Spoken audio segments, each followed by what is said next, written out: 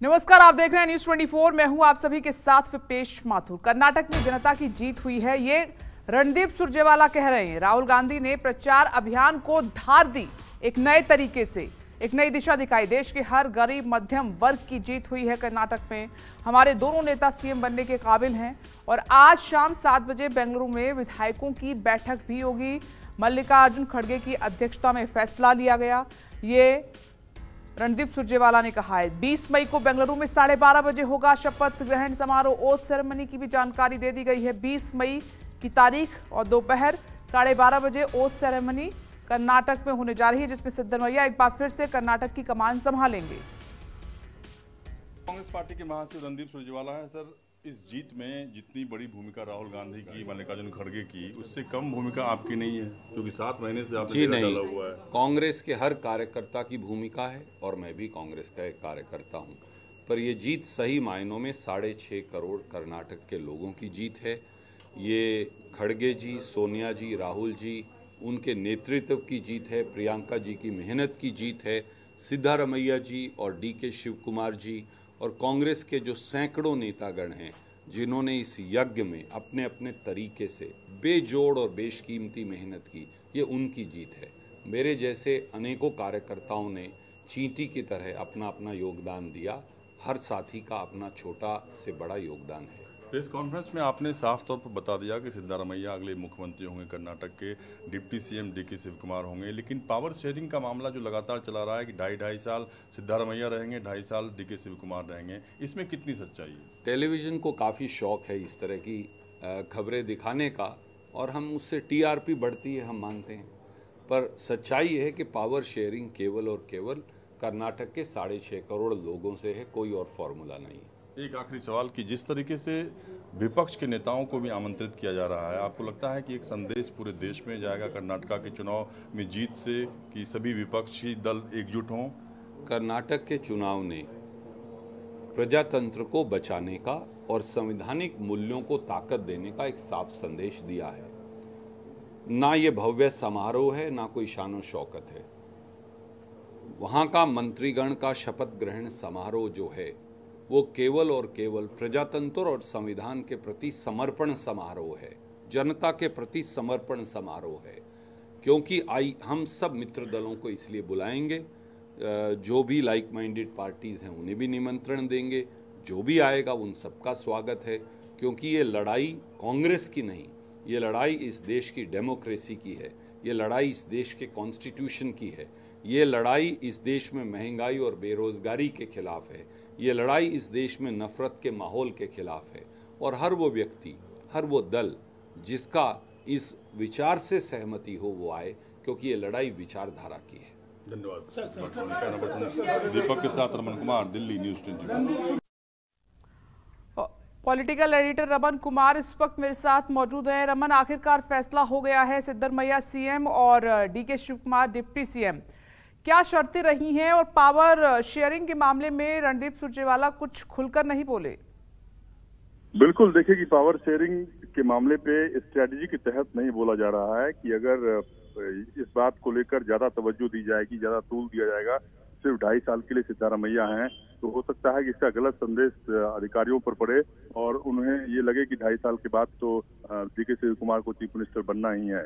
इसीलिए प्रशासनिक अनुभव को देखते हुए सिद्धारमैया को पहली कमान सौंपी गई है और ये फैसला किया गया है कि DK शिव कुमार 2.5 साल के बाद मुख्यमंत्री होंगे, लेकिन इसे अभी डिस्क्लोज नहीं करने का फैसला भी हुआ है। साथ ही साथ जो एक बात तय हुई है कि इससे पहले 3 डिप्टी CM बनाने की बात हो रही थी, लेकिन DK शिव कुमार ने साफ तौर पे कह दिया कि बाकी अगर 2 डिप्टी CM होंगे तो वो डिप्टी CM का शपथ नहीं लेंगे, कैबिनेट मिनिस्टर का शपथ नहीं लेंगे और डिप्टी CM का ओहदा भी नहीं लेंगे। इसीलिए आलाकमान ने फैसला किया है कि सिर्फ DK शिव कुमार को ही डिप्टी CM का पद दिया जाएगा। बाकी कैबिनेट मिनिस्टर के रूप में उनको ओथ दिलाई जाएगी, जो बाकी जो केंद्रीय मंत्री रहेंगे उनको ओथ दिलाई जाएगी।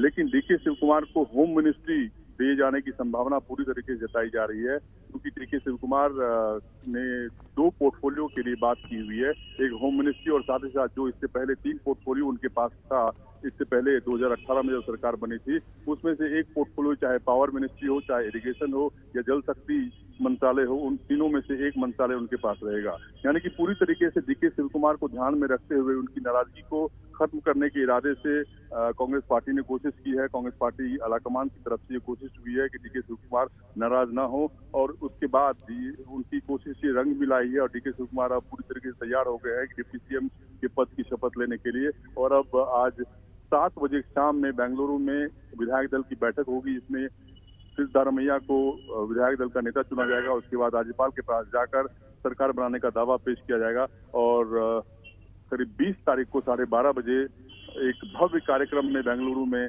सरकार बनाने की ओथ सेरेमनी की जाएगी।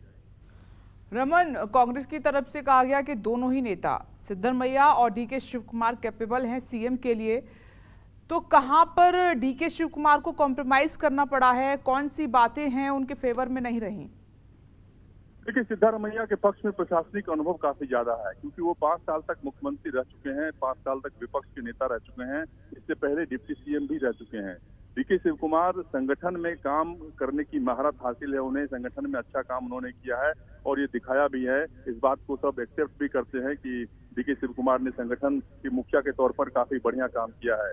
लेकिन प्रशासनिक अनुभव की अगर बात करें तो सिद्धारमैया उनसे काफी ज्यादा आगे बढ़ते हुए दिखाई देते हैं और प्रशासनिक अनुभव में उनके अनुभव को ध्यान में रखते हुए ये फैसला किया गया कि सिद्धारमैया को पहला जो टर्म है वो दिया जाए मुख्यमंत्री पद का। क्योंकि और दूसरी बात की, उनके साथ विधायकों की संख्या भी डीके शिव कुमार से ज्यादा थी, करीब 10 से 15 विधायक ऐसे हैं जो कि सिद्धारमैया के पास ज्यादा हैं डीके शिव कुमार से। और ये काफी ज्यादा राहत की बात सिद्धारमैया के साथ हुई कि जब भी ये फैसला लेने की बात आई कि किसे मुख्यमंत्री पद का पहला ऑफर दिया जाए तो सिद्धारमैया उसमें बाजी मार ले गए।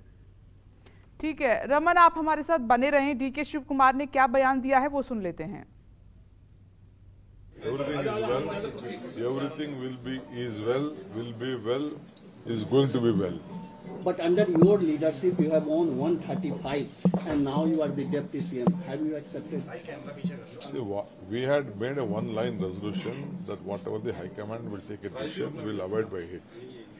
Ultimately, Rahul ji called me and said, "You all have to work together." Congress President Mallikarjun Kharge ji called us and gave this dikat. We all have accepted whatever the formula has been. Raman इस वक्त लगातार हमारे साथ बने हुए हैं। और रमन, ये 2.5 साल का जो फॉर्मूला है, क्या वो मजबूरी में तय होता है? और राज्य की जनता के हिसाब से देखें तो ये कैसा साबित रहता है?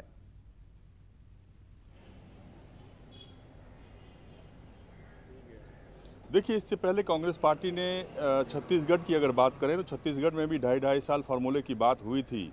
लेकिन 2.5 साल बीत जाने के बाद टीएस सिंहदेव को जब मुख्यमंत्री बनाने की बात आई तो कांग्रेस आलाकमान की तरफ से फैसला लेने में देरी की गई और कहा गया कि अभी भूपेश बघेल इसके ज़्यादा योग्य हैं, भूपेश बघेल ज़्यादा अच्छे से सरकार चला रहे हैं, संगठन का काम भी वो अच्छे से देख रहे हैं। इसीलिए एक ये कहीं ना कहीं डर इस बात का इनको कर्नाटक के नेताओं को है, इस बात को लेकर डर है कि कहीं छत्तीसगढ़ की स्थिति कर्नाटक में ना आ जाए और जब 2.5 साल खत्म हो तो कर्नाटक और कांग्रेस आलाकमान की तरफ से ये ना कहा जाए कि सिद्धारमैया बहुत अच्छा काम कर रहे हैं, सिद्धारमैया को कंटिन्यू करने दिया जाए।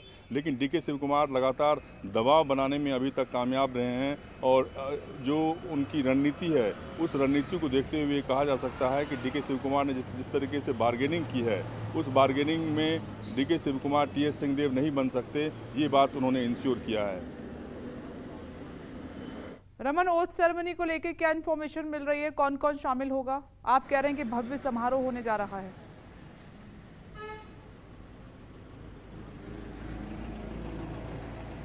रमन, कट गया, फोन कट गया। चलिए, संपर्क रमन से अभी हमारा टूट गया है। लेकिन आप देखिए कि ये 3 शर्तें जो डीके शिव कुमार ने रखी कि पहले 2.5 साल तक वो डिप्टी सीएम रहेंगे और उसके बाद वो सीएम बनेंगे 2.5 साल के बाद। लेकिन छत्तीसगढ़ का फॉर्मूला 2.5 साल का ही था, वहाँ पर क्या हुआ उसी का उदाहरण रमन कुमार दे रहे थे। क्योंकि 2.5 साल का फॉर्मूला जब रिजिड हो जाते हैं, नेता अपनी शर्तों पर आ जाते हैं और दोनों काबिल हैं, दोनों एक जैसी ताकत रखते हैं, तो आला कमान को इस तरीके के फैसले लेने पड़ते हैं। तो कहीं ना कहीं संशय भी होगा मन में कि क्या 2.5 साल के बाद सूरत हाल यही होगा, तस्वीर यही होगी। लेकिन कुल मिलाकर ये है कि आला कमान ने कामयाबी हासिल कर ली है, दोनों नेताओं को समझाने में कामयाब रहे हैं। सिद्धरमैया पहले 2.5 साल के लिए सीएम बनेंगे, फिर 2.5 साल के लिए डीके शिव कुमार होंगे। विधायक दल का नेता उन्हें आज चुन लिया जाएगा, फिर राज्यपाल के पास जाएंगे, सरकार बनाने के लिए दावा पेश करेंगे और 20 मई की तारीख जब होगा भव्य शपथ ग्रहण समारोह।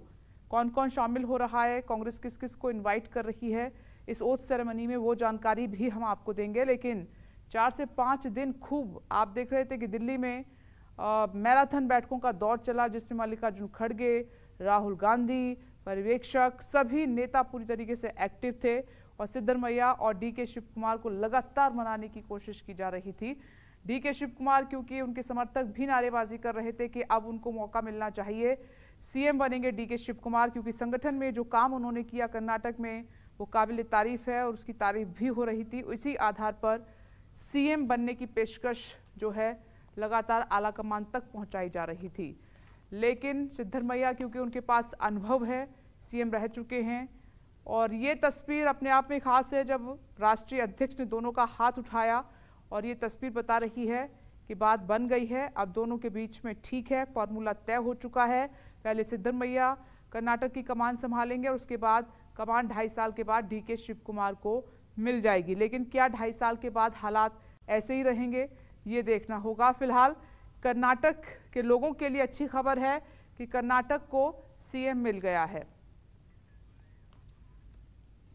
तो ये तस्वीर, और रणदीप सुरजेवाला ने भी एक तस्वीर पोस्ट की थी जिसमें दोनों नेता साथ में नजर आ रहे थे।